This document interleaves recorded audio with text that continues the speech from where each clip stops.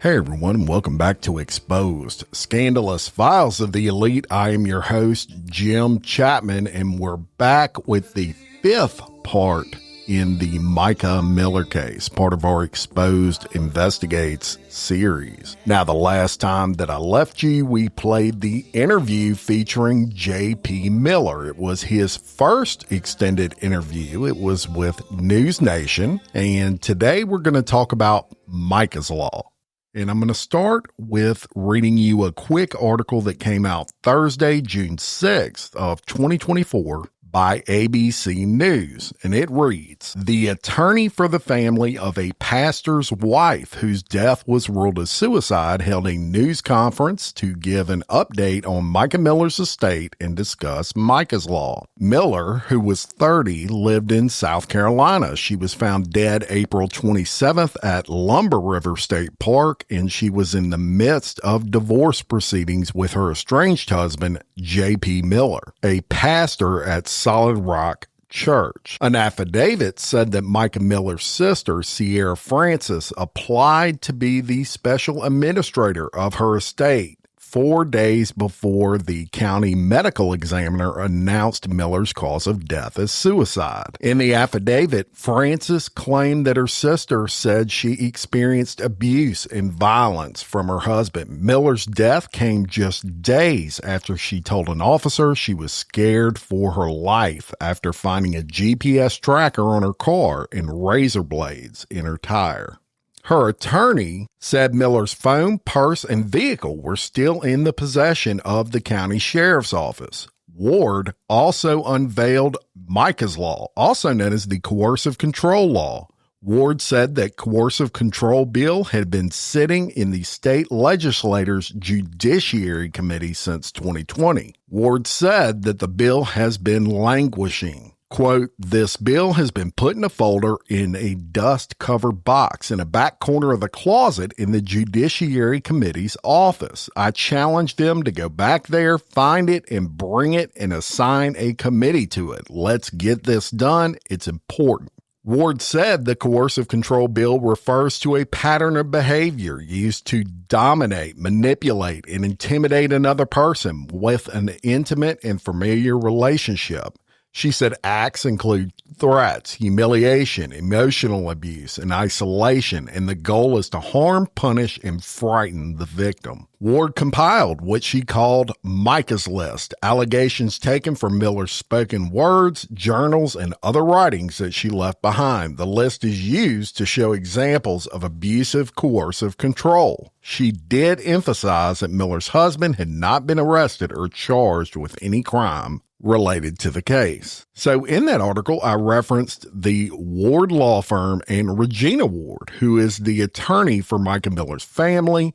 And I actually have the package that she sent that they referenced in that article. So in that package, Regina Ward sends a letter to Chairman Senator Luke Rankin of the Senate Judiciary Committee, and it contained the following cover letter. "Dear Chairman Rankin, as you may be aware, news of Micah Miller's death has swept the nation and world by storm. Micah was a beautiful 30-year-old Christian young woman. When, on April 27th, 2024, she died from an alleged self-inflicted fatal gunshot wound. She was employed at her husband's church, Solid Rock Ministries, in Myrtle Beach as the worship leader, youth director, graphic designer, mission ambassador, media director, and a myriad of other duties. In journals and writings from Micah, she alleged that her husband, Pastor John Paul Miller, emotionally abused her and abused her physically, spiritually, financially, and sexually.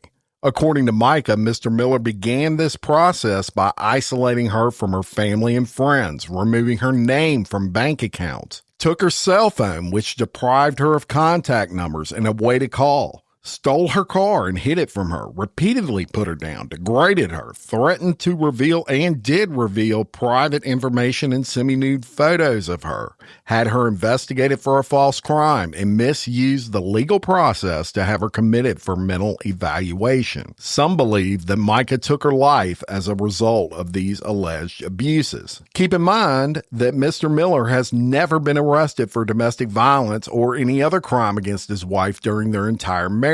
Mr. Miller asserts his actions were all attempts to protect her, as he contends she was in a bipolar mania from being off her bipolar medicine. Now, I encourage you to put this letter to the side for a moment and read the attached Micah's list, and then pick up reading from here. Micah's list is a small excerpt of the many, many terrible things that Mica alleges her husband did to her. So we're going to stop right there with reading the letter and do just what she said to do, which was to review Micah's list that she attached. And it reads, Micah's list, abusive, coercive, control behavior examples. Keep in mind that all of the following allegations were taken from Micah's verbal story in her diaries and journals she left behind regarding her husband, J.P. Miller. Mr. Miller has not been arrested or charged with any crime related to Mica ever. And then it goes through that list. Number 1, isolating her from family and friends. JP cut her off from her family and friends, taking her contact list by confiscating her cell phone and hiding it from her, telling her her family is using her and are not good people, and she should disassociate with them, forbidding her to spend time with her friends or questioning her incessity about it, so that the harassment outweighed the benefits of having friendships. 2, depriving her basic needs. JP would not let her sleep, keeping her up at night and pulling the covers off her every time she dozed off, throwing her clothes on the front lawn of their home, waking her up and screaming at her incessantly to the point that she had to go sleep in her car just to get some peace and rest. 3, stalking, tracking her whereabouts. JP hired private investigators to follow and track her and put multiple GPS devices on her car. After they separated, he would follow her and find her by GPS tracker, and then he would drive very slowly to make sure she saw him. He would walk into any place she was and go up to the table or area and make a comment or stand afar so she could see that he was present. 4, monitoring her communications. JP took her cell phone, went through her text messages and call logs, and claims he found 18 people had texted her that they were willing to listen to her if she wanted to talk about her husband. JP hacked into her email, iCloud, and Facebook account and took over her identity. 5, taking control over aspects of her life. JP controlled what she could associate with, where she could go, and all aspects of her life as stated herein throughout. Took her driver's license, wallet, purse, car, house keys, and changed the locks on the doors. I mean, can y'all imagine? And it goes on. 6, deprived her of her support services. JP took her cell phone, her car, Apple Watch, and convinced her she did not need a lawyer. From the pulpit, he gave a sermon and chastised her and any woman or man that texted his wife that had encouraged her to confide in them about her husband. The pastor thus shutting down even a private confidant. She became afraid to speak out. 7, expressing her worthlessness. JP told her that she was lazy and mentally ill, that her breasts were too small, that her family was ignorant and they used her, and that she was not a good Christian woman if she questioned him or did not submit to him or keep all his dark secrets. 8, humiliated, degraded, and dehumanized her. JP forced her to submit to humiliating sexual acts that disgusted and hurt her. He would tell her she was mentally ill or have her hospitalized against her will. He would put her down for having ideas or getting inspired by outside influences, telling her or others that she fell for anything, alluding she was not smart. JP uploaded a semi-nude photo of his wife to the internet and later apologized in an email and attempted to minimize the damage by stating it was only up for an hour. 9. Prevented disclosure to authorities. When Mica would threaten to expose JP, he would ramp up his abuse and tell her she was not a Christian woman, not a dutiful woman, and that she was acting like a judge. Only God is the judge, and that she was required by the Bible to protect him and not disclose what he did to her. In fact, according to JP, the Bible said she is supposed to forgive him for his abuse, and as a dutiful woman is to obey her husband, and if she does not, she is sinning. 10.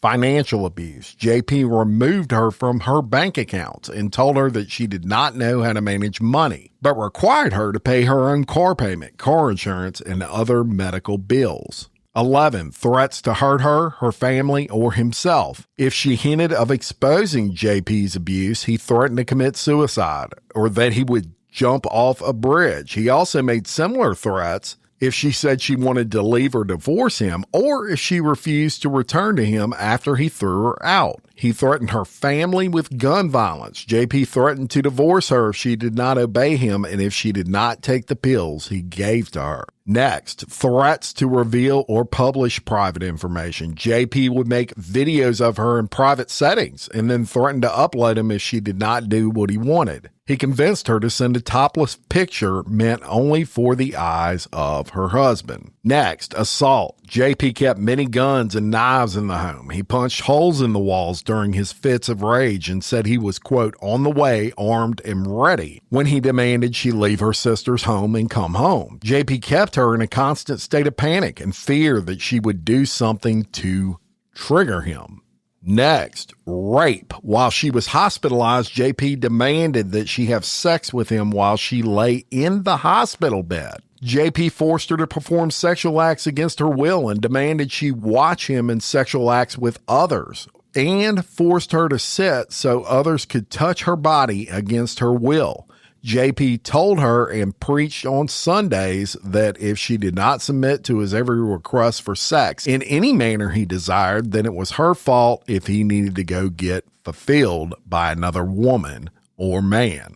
Next, preventing her from having transportation. JP slashed a total of 5 of her car tires. He inserted razors in her tires, potential to cause her to wreck. JP took her vehicle that was titled in her name and paid for solely by her and hid it from her. In order to be able to get to work, she was forced to buy a second vehicle, thus giving her 2 car payments and 2 insurance costs. JP took her purse, driver's license, and her car keys to prevent her from leaving the house. Next, interfering with her work. When she worked at the church, JP would randomly fire her for disobeying him, and then he would hire her back if she agreed on certain sexual acts or some other list of demands. He allowed or wrote letters to her on church letterhead and demeaned her and put her down. She had to leave her job that she really loved, the church, and take a job in the restaurant industry. Next, ignoring requests and commands to leave her alone. She asked him over and over again to leave her alone, but he would not. After a police officer warned him to leave her alone, he trespassed into her gated community to leave a, quote, present on top of her car. Next, cruelty to her dog. JP threw Micah's belongings out of the house and then demanded that she, quote, come get her dog. She could not keep the dog at the apartment she was staying in at that time, and he knew it. When she did not immediately get the dog, he took the dog to her apartment and tied the little dog to the front door handle. He knew she was not home and he left the dog there. She had to leave where she was at the time to go home and get the dog. She found a home for the dog, but when JP found out about her giving the dog to someone else, he went there and demanded the person give him the dog back. Next, destruction of property. JP intimidated her by damaging her property, breaking her things, giving away her things, and throwing them in the trash. He keyed her car, dented the hood with a dumbbell, backed it into something, damaging the trunk, and slashed the tires and cut up the passenger seat. Next, destruction of supporting evidence. JP actively sought out her journals and diaries where she kept logs of details of things that he did to her. He found and destroyed many journals and writings belonging to Mica, which she intended to use as evidence to prove his destructive behavior and abusive tactics. He also erased evidence, photos, videos, and writings that she kept on her iCloud and cell phone. Next, misuse of legal documents. JP had an attorney write and send a cease and desist letter to Mica, demanding she stop talking bad about JP in the church or suffer legal ramifications. JP had a lawyer draft up a post-nuptial agreement and demanded she sign it, giving up certain marital rights before he would allow her to return to the marriage. JP used a lawyer to draft a separation agreement with one-sided terms and demanded that she sign it without the benefit of representation. Next, misuse of law enforcement. JP called the police on her for no reason. He reported her for a crime she did not commit, making her the subject of an investigation, which became unfounded and dropped. The officer allegedly told Mica it was abuse of the law and a waste of police time. Next, misuse of legal process. JP filed papers twice in probate court to have her involuntarily committed, claiming she was manic and asked for a mental health evaluation, claiming she was in danger to herself. The probate judge disagreed. JP convinced her to drop her divorce case against him and then turned around and filed his own case in family court against her, and then he dropped his suit shortly after that filing. Next, adultery. JP cheated on her many times. He sent nude pictures of himself to other women. He paid a woman from church $10,000 to destroy a sexually explicit video of himself. He flirted with other women. He sexted and dated other women. He paid for sex from both men and women, people known as prostitutes. Stealing her identity. JP took her cell phone and sent texts to her family and friends pretending to be her. JP sent emails and texts from her accounts to church members and her family pretending to be her and admitting she was doing bad things. His attempt to disgrace her name. Next, cyber technology abuse. JP got access to her technology, changed her passwords, took over her accounts, and hacked her social media, her iCloud, cell phone, and email. He posted on her social media feed and then tore it down and locked her out of the account. He would text her about details of where she was, who she was with, and what she was wearing, or ask questions that only someone who was there would know to ask. Medical abuse. JP declared her bipolar, forced her to take lithium, monitored whether she complied with taking the pills, and forcefully gave her steroid, quote, testosterone shots in her arms, thighs, and buttocks. JP would make her swallow pills in his presence, and if he thought she did not take them, he would cut them up and put them in her food. That through his own admission. Spiritual abuse. JP knew how much she adored and loved Jesus and the teachings in the Bible, and that she wanted to be a good Christian, so he used it against her. When she wanted a divorce, he told her God hated divorce and that it is a sin. When he would do terrible, terrible things to her, he would tell her that God said she cannot judge him, he's a good Christian, and she should forgive him. Church abuse. JP weaponized the church against her and often used the pulpit to give sermons that were really messages to Mica to correct her ways, or were directives to her, or sometimes used to demean her by name to the congregation. She felt so strongly about tithing to the church, but JP refused to tithe with his own church for about 4 months, but he encouraged the congregation to do so, and this was very upsetting to her. He wrote letters to her on church letterhead for the purpose of harassment. Next, phone calls to everyone. JP found out she went to another church and he called the pastor to explain her issues. JP found out she got back in touch with a female friend, so he called her to see what was going on. JP called and texted her family, her work. He called her roommate, her godmother. He called members of the congregation. He even called her lawyer after she passed away to, quote, tell his side of the story and to ask for Mica's retainer money to be refunded to him. And that is freaking ballsy. Next, physical abuse without marks. JP finger punched her in the throat. He held her up against the wall by her throat, slapped a drink out of her hand, and while in public together, he snatched a plate of food from her and threw it. So if you needed a breakdown of how allegedly fucked up this guy is, there you have it in detail. And we'll continue on with that cover letter.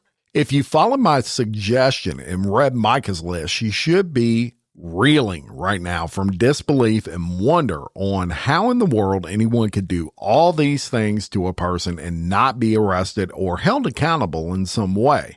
But in the state of South Carolina, we still have old domestic violence laws, which recognize abuse only as physical. So if the police are called, they look for black eyes, scratches, bruises, and other physical proof of a crime. And upon finding none, then no one is arrested, and the police leave as if they have no law to refer to for the psychological crime of coercive control. Victims of psychological abuse suffer immeasurable damage, impacting self-confidence, self-worth, and every facet of their everyday life. What married victims of psychological abuse are told, quote, "This is a domestic problem. You need to go to a family court for help," unquote. The abuser takes away phones, money, and transportation, which makes that difficult. And it goes on. Shocking news. I was astounded to discover that 4 years ago, on February 20th of 2020, former Representative McLean Toole introduced into the House of Representatives the Coercive Control Bill. The bill's purpose is to amend the South Carolina law by adding a section to the title called Crimes and Offenses to codify the offense of coercive control over another person. This is exactly what Micah's list is about, the many behaviors exemplifying coercive control over a person's liberty. That bill was immediately, that same day, referred to the Committee on Judiciary, where it, quote, died. 3 years ago, on January 12th of 2021, Representative Robert May III introduced the same coercive control bill. Again, on the same day it was read to the House, promptly referred to the Committee on Judiciary, where it died for the second time. 2.5 years ago, on December 7th of 2021, Senator Katrina Shealy introduced the same coercive control bill, with it finally being introduced to the Senate. One would think it's got a chance now. On the same day it was read to the Senate, it was promptly referred to the Senate Committee on Judiciary, where it again died for the third time. Now, go back and reread Micah's bill and notice that it follows this proposed law, which clearly indicates that had the bill been signed into law years ago, there is a possibility that a warrant would have been issued for J.P. Miller's arrest. Upon his arrest, he would have had to undergo a no-contact order, which could have protected Mica. That arrest and no-contact order could have provided that small window she needed to escape his alleged abuse. And finally, assuming her allegations were proven, he may have been convicted of coercive control, which is a proposed felony, and sentenced to jail for up to 10 years. Sadly, we do not know if Mica took her life because she was manic or whether she possibly died in a way to escape the alleged abuse. What we do know is that coercive control is a real form of abuse that was recognized by Evan Stark and codified by other states, including Hawaii, California, and Connecticut. So based on the foregoing, I demand this bill be reviewed expeditiously by both the Senate and the House committees on the judiciary. And I ask you to sponsor the bill and request that the name of the bill be amended to Micah's Law. The clear goal of this bill is to avoid any person from being psychologically and systematically abused. Furthermore, for those that commit this form of abuse to be held accountable. More importantly, if the bill passed, it has the potential to save an immeasurable number of victims from psychological abuse. I recognize it needs more work. That is evident by the 16 additional factors that I found missing from the bill and added to Micah's list. I also believe that the bill needs to include mandatory ankle monitors as part of the bond requirements. I believe that it would be more prudent to require that a portion of the fines, fees, and ankle monitor costs be allocated to a domestic violence fund to be used to provide free legal representation to victims of domestic violence. The funds collected could pay for the salaries of one attorney in every county to represent the victims in court. I'm sure the General Assembly will see other improvements needed as well. If I can be of service in any way to get Micah's Law codified, please do not hesitate to call me.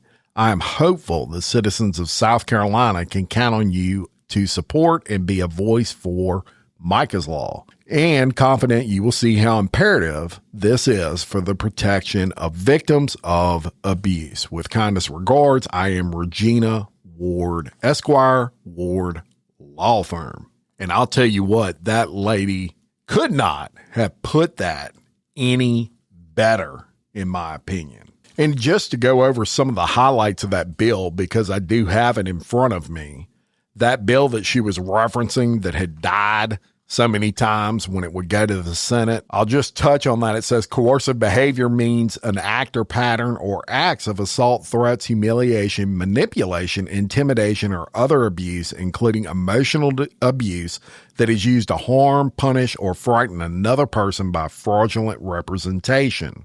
And at least the offense of coercive control of another person may include, but is not limited to, the following types of behavior: isolating a person from their family and friends, depriving a person of their basic needs, monitoring a person's time, monitoring a person via online communication or spyware, taking control over aspects of a person's everyday life, including where the person may go, who they may see, and what they may wear, even when a person may sleep, depriving a person of access to support services, including medical services, repeatedly insulting a person, including expressing the person's worthlessness, enforcing rules and activities that humiliate, degrade, or dehumanize a person, forcing a person to take part in criminal activity, including shoplifting or neglect or abuse of children, to encourage the person's self-blame and prevent disclosure to authorities. Financial abuse, including control of finances and only allowing a person punitive allowance. Threats to hurt or kill, threats to a child, threats to reveal or publish private information or extort the person or member of the person's family in retaliation by legal or other means. Assault, rape, preventing a person from having access to transportation. So that's just some examples of that legislation. And look, great legislation there, right? Should have passed with flying colors.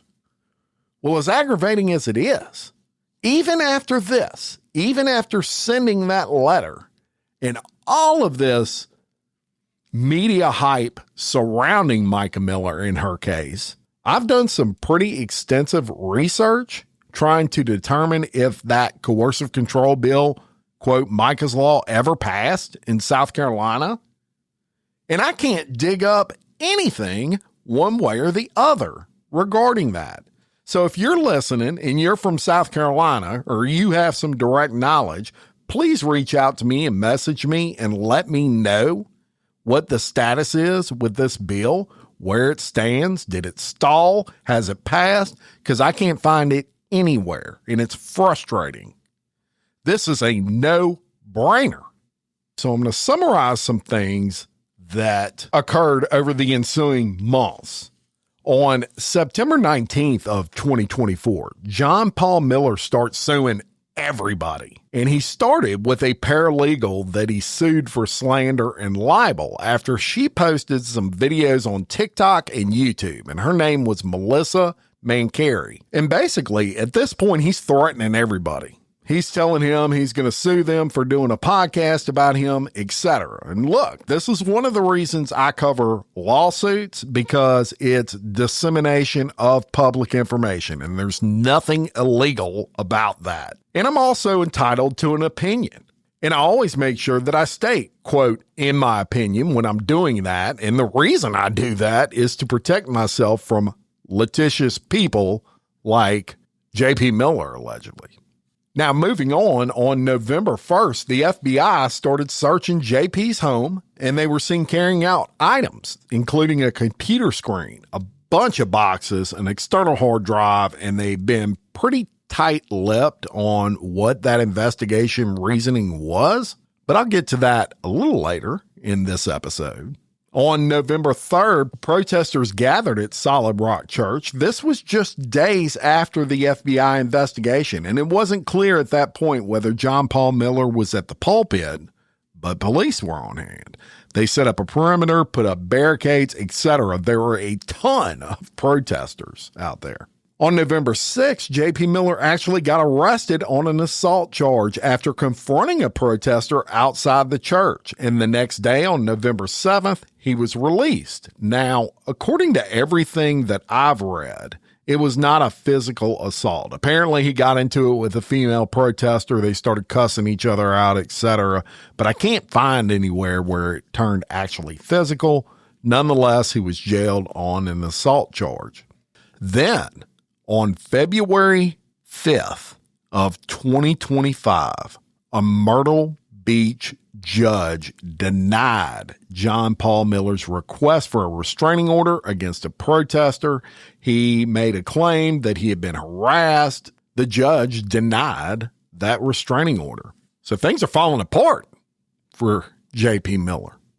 But nothing would match this. On February 25th of 2025, a little over a month ago, John Paul Miller is accused of the rape of a 15-year-old girl. And the shit hits the fan. And guess what? I have that lawsuit in full. And I'm going to tell you everything that he is alleged of doing, along with others that may or may not surprise you. And I'll bring that all to you in our final episode next week on this series. I want to thank all of you for listening. Check out the Patreon for commercial-free early releases, bonus episodes, quarterly gifts, files, everything we talk about on the show, we try to put up on the Patreon. I can't do it without these wonderful celebrity members on Patreon. So if you'd like to get more information, check us out on patreon.com/exposedpodcastfiles. And until next time, for Exposed, Scandalous, Files of the Elite, I'm your host, Jim Chapman. Much love.